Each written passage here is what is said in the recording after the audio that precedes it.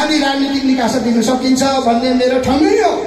फेरि पनि म क्रिस्चियन भएको कारणले, एउटा चर्चको एउटा मेम्बर सदस्य भएको कारणले माया कहाँ लागिराखेको छ भने एक ठाउँमा राजनीति गर्दैछु, तर अर्को ठाउँमा चाहिँ ख्रिस्टको लोकहरूलाई कसरी चाहिँ दह्रो सहयोग गर्न सकौँ भन्ने पनि चाहना छ, इच्छा छ। त्यही कारणले समानुपातिक भोटमा हजुरहरूले जानकारी छ, मलाई एउटा भनिदिनुहोस् न।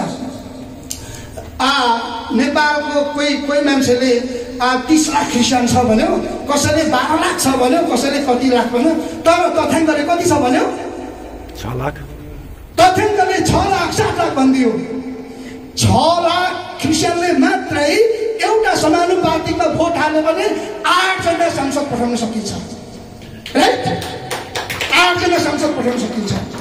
दलमर्दन कामी सहित 8 जना संघीय सांसद भइदिए, अनि दलमर्दन कामी सहित अर्थप्रिय प्रदेशको अध्यक्षको सहित यो प्रदेशमा 1 नम्बर भन्नुहोस् या कोशी भन्नुहोस्, यस ठाउँमा 8 जना सांसद पठाउन सक्यो भने आफ्नो रिजर्भेसन अनि पो राख्न सकिन्छ, अनि राख्न सकिन्छ।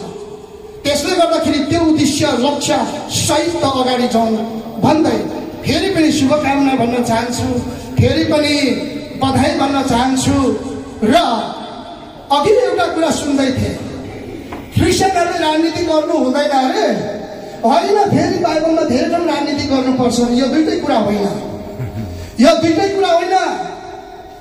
पवित्र वेदीको काममा राजनीति गर्नु हुँदैन भन्ने कुराहरू मेरो कम्ती बुझाइमा बुझाइ छ। धन्यवाद। जय मसिह।